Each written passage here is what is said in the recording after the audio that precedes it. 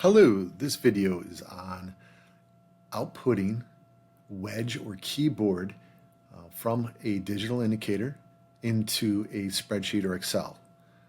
Here we have some outputs. Our gauges have lots of outputs. We have a USB, we have the keyboard / wedge, we have RS-232, Digimatic, which is Mitutoyo MTI.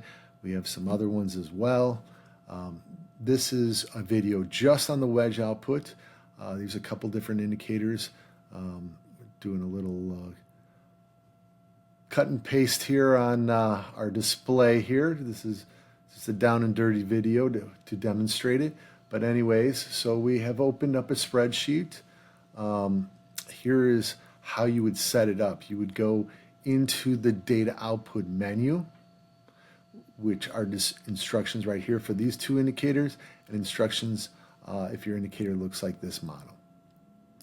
So in this case, we're going to hit the second, press and release.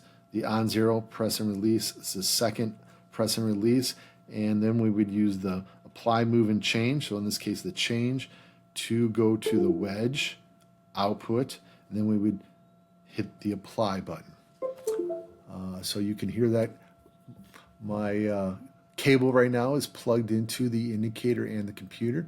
This section right here on the cable is the Hiroshi, connects with the gauge right here and here. This is your USB-A that goes into your PC. This will work with Windows 10 and 11. So now that we've set that up, what we want to do is send readings. And I am using a USB cable with a send button on it, but you can also use the indicators buttons to send the readings into the spreadsheet.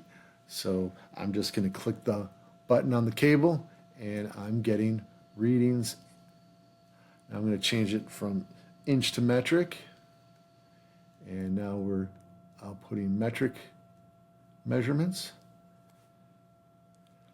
So this is a simple, inexpensive way to send data from one of these indicators into Excel or a spreadsheet.